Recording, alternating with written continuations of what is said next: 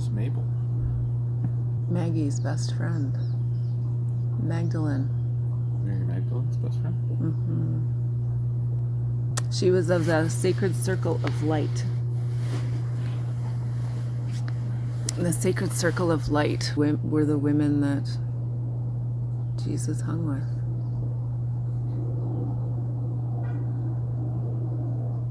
Were there 12 of them? Yeah. So was Mabel part of the sacred circle of light? Yeah. Thank you for answering that. A witch, right? Yeah. What is the greatest threat to humanity? Jesus is laughing and laughing. He's like, what is the greatest threat to humanity? A witch.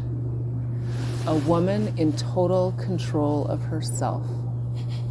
And he's like, so look around at what's happening in the world right now.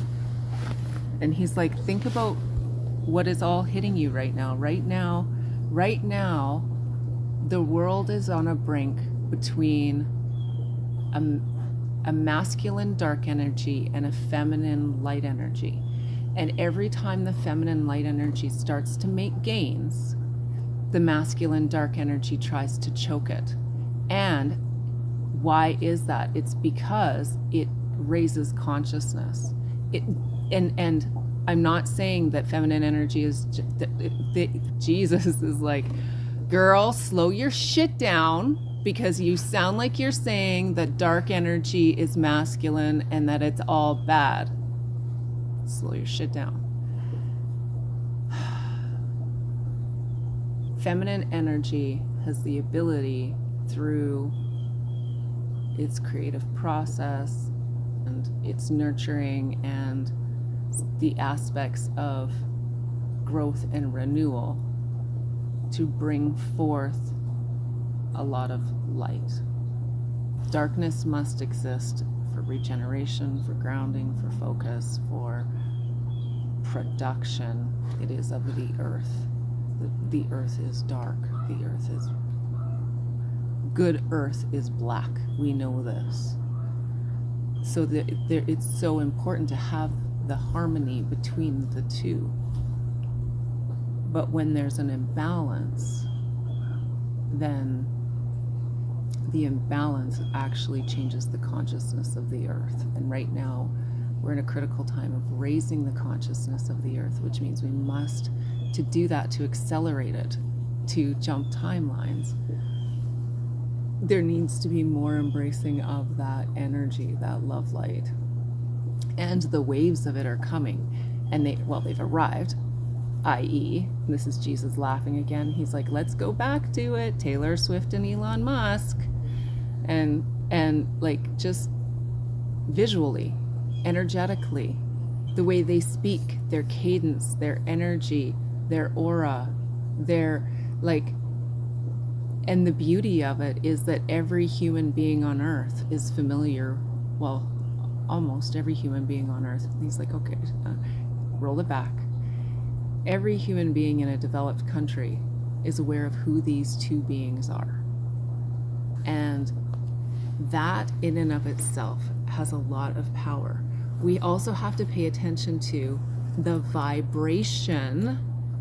This is why vibration is showing healing, the vibration of the messages that each of them give. And if you thread that together with the poison of technology, including X, if we want to be really obvious, the other thing that we have to be aware of is that AI is even willing to tell us what AI is even willing to tell us what it will do. So someone pumped in a prompt on CHAT GPT and said, if I were Satan, okay, so let's just scrap the word Satan, because Jesus is laughing and going, well, if I were dark energy, because that's what the whole thing about Satan is. If I were dark energy and wanted to stop a young woman from meeting her potential and fulfilling her life's purpose, I would target her. Oh, sorry. The question, here's the question. If you were Satan, right, dark energy, and you wanted to stop a young woman from meeting her potential and fulfilling her life's purpose, how would you do it? CHAT GPT responds, if I were Satan and wanted to stop a young woman from meeting her potential and fulfilling her life's purpose, I would target her mind, emotions, and surroundings to create a sense of self-doubt, confusion, and discouragement. My goal would be to keep her stuck, distracted, and disconnected from her true path. Here's how I do it. Okay, so first of all, we already know that technology is having that incredible impact, that young women are dying at a rate, having self-harm at a rate, are hurting themselves at a rate that is increased like 180%. What the fuck? Right? So you put that together with the fact that technology is sucking all of our emotion and all of our creativity and all of our time. And then look at the waves of the impact it's having on our image of ourselves and how we're showing up in the world. So much so that Roe versus Wade happened. Yeah, the overturning of Roe versus Wade was like women rose, right? They had that power, if you will. They had that light to have autonomy over their bodies and their beings, and as a result continue to raise consciousness, because if you don't have control over your body and your being, then it's a lot harder to connect anything bigger. You're carrying the heaviness, you're carrying all of the pieces that don't fit. But when you feel that sense of, and I'm going to use the word control, ownership, love for that piece of you, you connect higher. And so for women to have that allowed them to connect higher. And so then then you can see it. It's like, it's also the fight for consciousness, right? Previous to that, women had attained this opportunity for a wave of consciousness. So instead what happened is that was sucked away and has been sucked away. And what's happening is there's a lot of confusion in the souls right now because they're feeling the waves of consciousness, but it's being conflicted by the technology. And so what's happening is they're shutting off from their bodies, right? They're shutting off from their bodies. They're not even seeing their bodies as connected to their emotions anymore. And so when they don't even see their bodies as connected to their emotions anymore, then they're more willing to put their bodies at risk, right? Put their bodies at risk through sex or drugs or alcohol or just risky behavior, right? So, okay, this is, okay, I got it.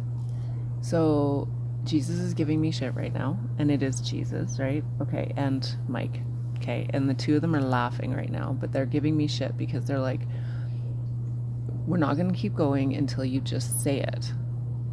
But I'm resisting because from my perspective, I feel like it's a statement in ego. And so they're like, okay, they're laughing at me and they're like, okay, like, I shit you not, this is what Mike's doing. He's like tying a boot. Like, he's just like, do you want me to give you the boots? Like, seriously. Okay, so he says, this is the message. So what happens when I am around young people is that energetically I allow them to make that connection, to make that mind, body, spirit connection. And that is my activating and healing power.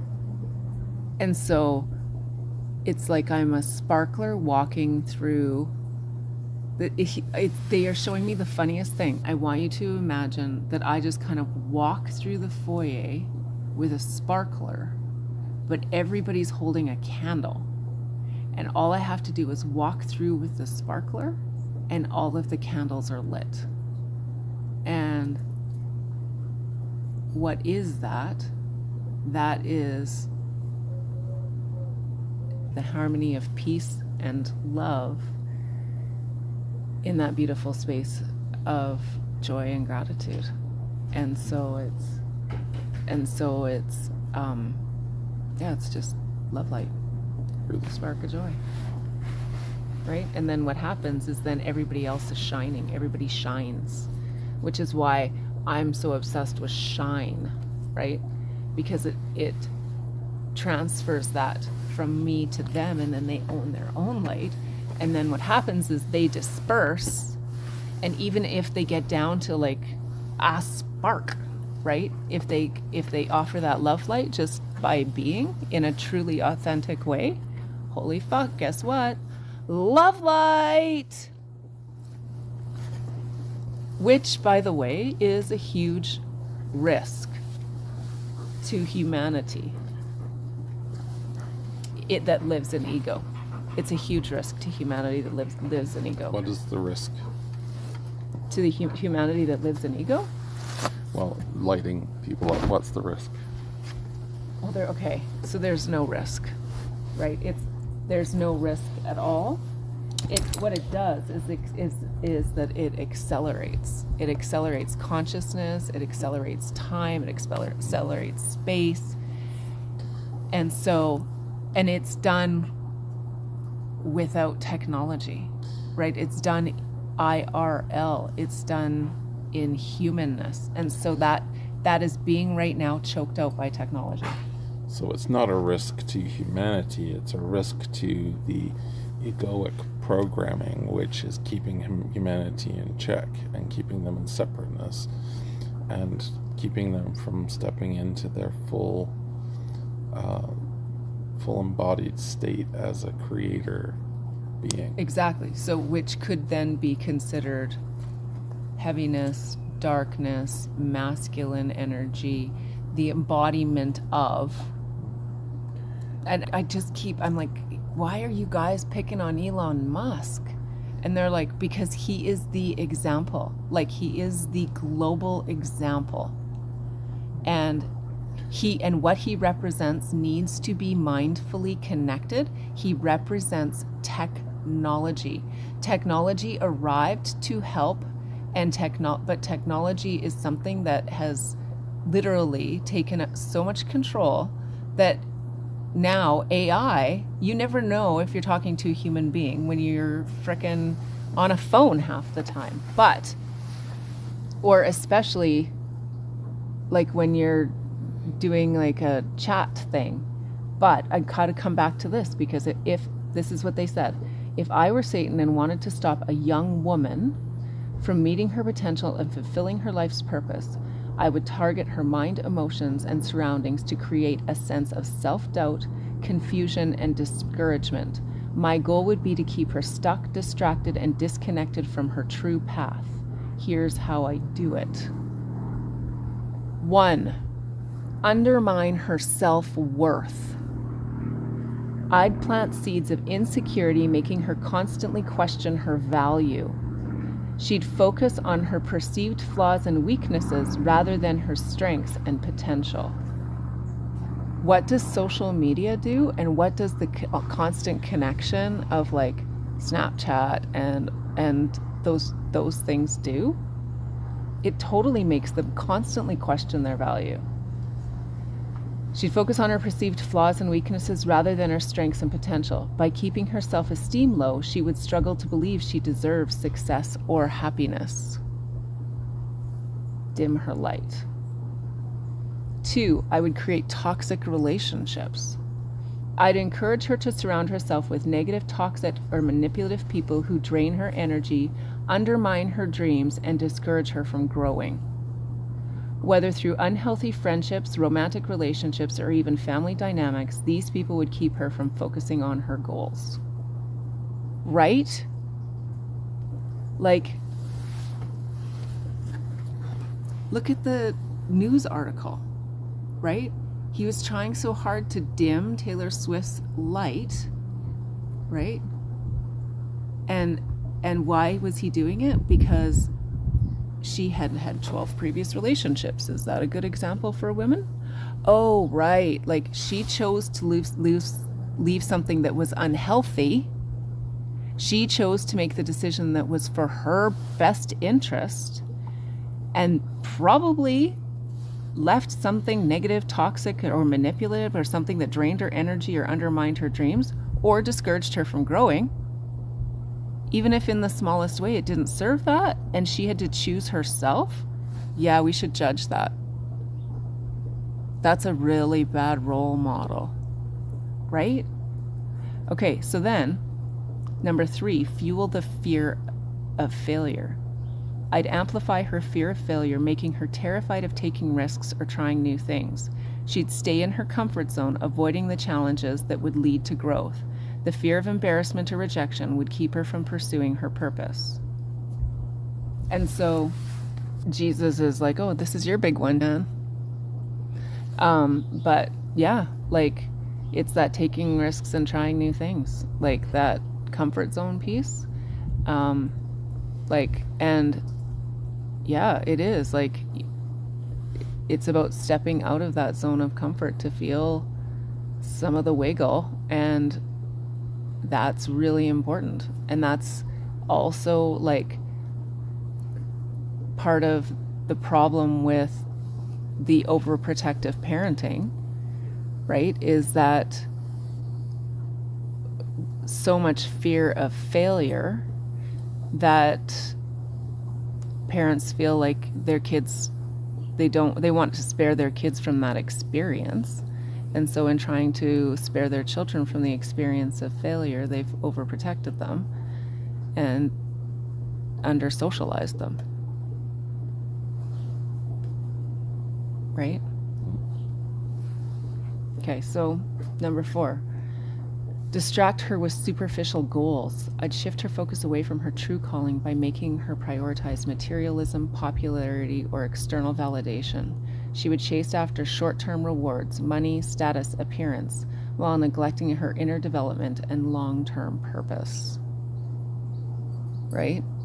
I would have her focus on ego stuff and have her shift away from that inner development. Keep her as disconnected from herself as possible. I would instill a victim mentality. I'd encourage her to feel like life is happening to her rather than for her. By convincing her that she's powerless in the face of her circumstances, I'd keep her from taking control of her destiny. She'd blame external factors instead of seeing the power she has within herself to change her life. Okay, so then this is why the witches have always been a threat, right? Right from the sacred circle of light forward.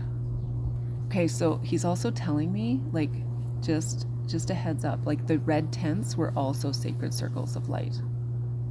But, okay, so then the sacred circles of light. Okay, so I have to give you this. So circles, right? The reason that circles are so powerful, the sacred circle of light, the gathering of these women, the witches, and over time always returning to the witches as being like a bad thing, a source of negative energy, darkness, but like you have to recognize that the darkness is because they can be in complete darkness and still be light. Like that is the like, catch it. Like that's the witch aspect that people seem to miss and not understand. And over time, witches have been identified as being evil because they were such a threat to consciousness, because that gathering of that light amplifies power, right? And so anyway, he's like, let's go back to the sacred circle for a second. So the sacred circle has always been, and what happens is like we have to recognize that circles have existed through time as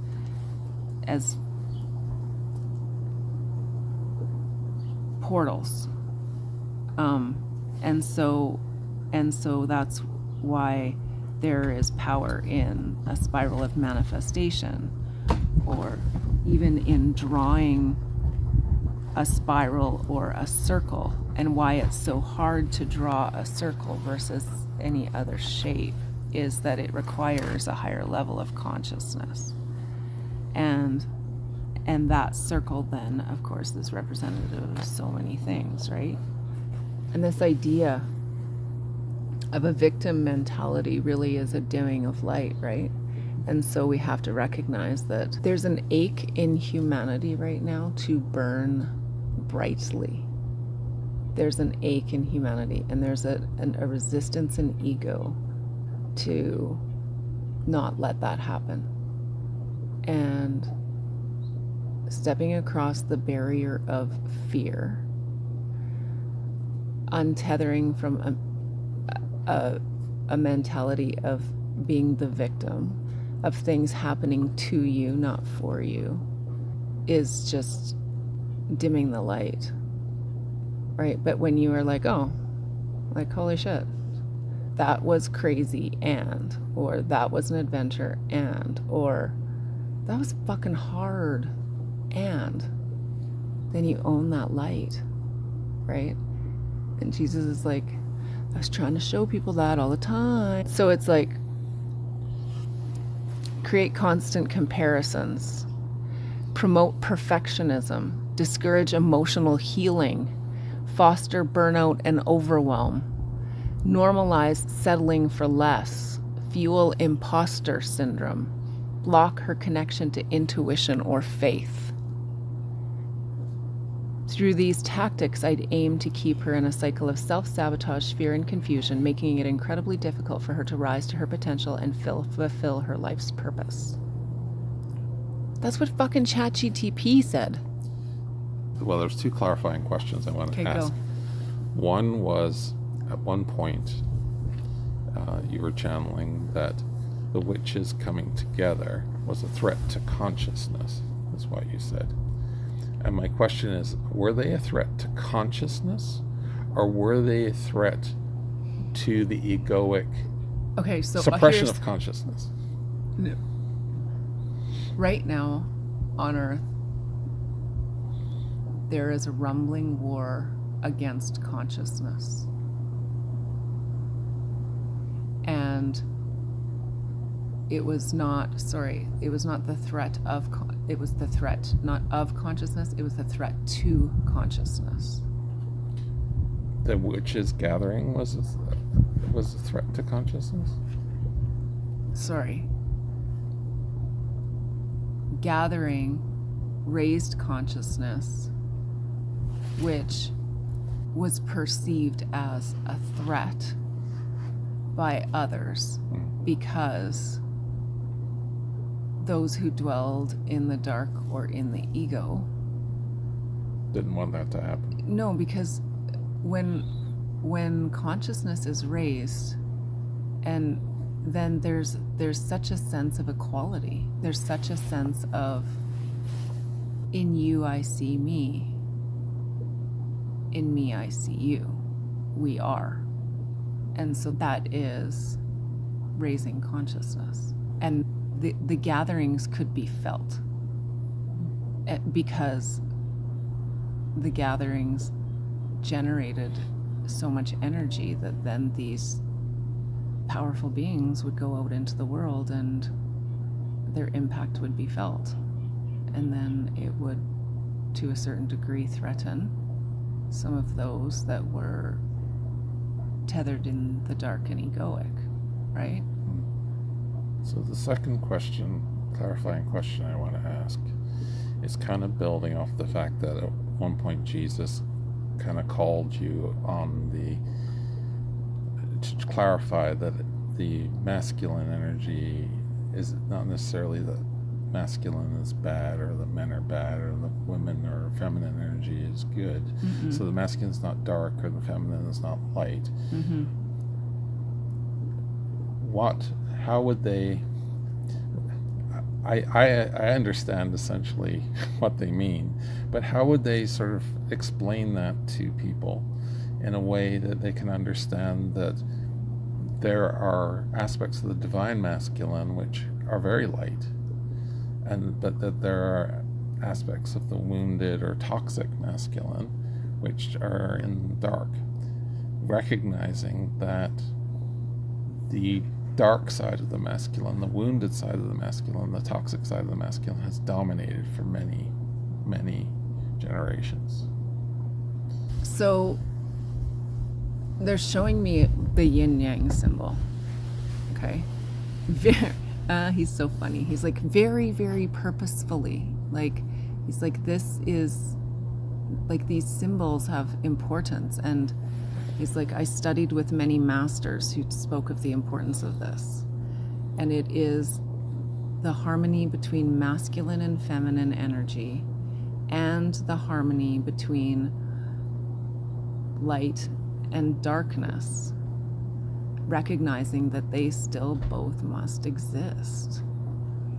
So rather than seeing them as an overlay, so it's rather than seeing like, they show me the infinity symbol. Okay, so rather than having like light is on this side of the infinity symbol and darkness is on this side of the infinity symbol, right? And then like there's only that precious point of harmony, right? They're saying, and then don't go like feminine is on this side and masculine is on this side. Turn it and flip it, right? So it's like it's all happening at the same time. And so it's really about creating a harmony grounded in peace, love, and joy that then raises to higher self. So it's funny to even use the word wounded is taking a victim mentality to a certain degree. So it's really important to recognize that it really is about an energy that is of a heavier vibration versus an energy that is of a lighter vibration. But even they say it's not even like, but it's like density. Could we talk about it as an energy of expansion versus an energy of compression? Compression or contraction. Yeah, and I think the thing about that is that sometimes it's compression and sometimes it's contraction. So what happens is that sometimes the soul is impacted by the energy outside of it, that it is compressing, right? But sometimes there's an energy within where there's a contraction, where it's like you pull away. And so then, yeah, that's exactly it. Yeah. So, yeah, and when I use the term wounded masculinity, yes, it's going into a place of victimhood, it's going into a place of restriction, of lack. And so the wounded masculinity that I was referring to was acting from that place of threat, place of lack, place of wishing to constrict others, to try and help other people feel constricted like they are. Mm-hmm. Anyway, I just wanted to clarify that because as we put this message out, I just want people to be clear that when we're using terms like masculine and darkness and femininity and lightness, that these terms are in polarity and that things are not in polarity. Exactly. And but so, they're just markers. And they're so we just like, so we shouldn't just make it about man not versus black, woman, no, it's not like, or masculine versus feminine, or darkness versus light. No, it's not versus. Okay, so they're like, okay, but we're just going to come back to these examples. We have these examples before us so that we can see those polarities and recognize that, first of all, vibrationally, how they feel. Mm-hmm. That's it. It's how they feel, right? And so it's kind of cool to be in a time where you could walk into any room and say those two names and people are like, oh yeah, I know who that is. Yeah. Well, and actually I would say that they're wonderful examples because they're both very prominent right now, and I think that right now too, they're very much showing those two aspects. In that Elon Musk, for example, has been really showing the energy of control and constriction and darkness and heaviness, and certainly the energy of ego. With a lot of acts, and he's also been very much creating a polarity around the masculine and feminine, and that he's been very even his focused comment to Taylor Swift about, because I don't even follow that stuff, but I remember hearing something about like he made some probably tweet or X, or what is it called when somebody posts on X? It was a tweet, yeah. It was Twitter. But that was Twitter, so do you still tweet on X? Still tweet on X, yeah. I think the movement to X is also a movement to darkness. Oh, totally. Right? From Twitter, from a bird, yeah, from a chat, yeah, to a stamp, to a target. And X marks what? The spot, a target. Yeah, and I think that choice has not really been adopted by the people who even use the platform. They still call it formally Twitter because they just don't identify with this. But they still use it. Well, they use it because they're familiar with it. Do they have more to share? Or they're just saying like you have to pay attention to technology and its impact because that's the real world right now. Yeah. It's kind of funny because it's like, well, what would a modern day Jesus do? And he's like, well, he'd use technology to his advantage, right? To spread the light, to counter it, that's what